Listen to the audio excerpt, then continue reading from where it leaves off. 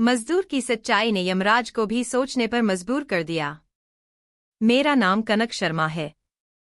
आज मैं एक ऐसी कहानी सुनाने आई हूं जो दिल को छू जाती है। टूटे भरोसे और उस मोड़ की जहां जिंदगी बदल गई। मेहनत और ईमानदारी से कमाने वाले सभी लोगों पर भगवान प्रसन्न होते हैं। सच्चे मन से भगवान की आराधना करना का फल मिलता है, लेकिन आराधना किसी लालच में करना बुरा होता है। ईमानदारी से किए गए काम का फल अच्छा होता है। दुनिया में भगवान धन दौलत और अहंकार से खुश नहीं होते। मेहनत और ईमानदारी से कमाने वाले सभी लोगों पर भगवान प्रसन्न होते हैं।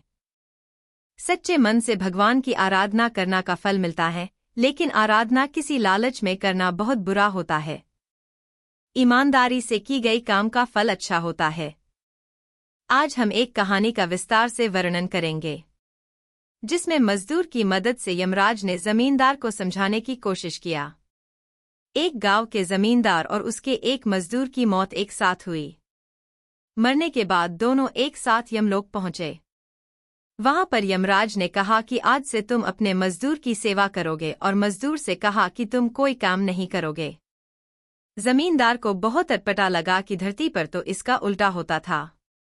इस बात से परेशान होकर जमींदार ने कहा कि भगवान आखिर हमसे क्या अपराध हो गई है जो ऐसी सजा दे रहे हैं। मैं तो प्रतिदिन मंदिर जाता था, भगवान की पूजा के साथ साथ बहुमूल्य चीजें दान करता था। जमींदार की बात सुनकर यमराज ने मजदूर से पूछा कि तुम धरती पर क्या करते थे।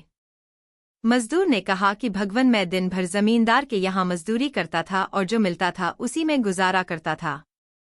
जो मिला उसी में संतोष के साथ खुश हो जाता था। कभी भी भगवान से कुछ नहीं मांगा। गरीबी के कारण प्रतिदिन दिन मंदिर में दीपक नहीं जला पाता था, लेकिन घर के सामने दीपक जला के रख देता था, जिससे गली में अंधेरा नहीं रहता था। आने जाने वालों को सुविधा होती थी। मजदूर की बात सुनकर यमराज ने जमींदार से कहा कि सुन लिया मजदूर के पुण्य काम।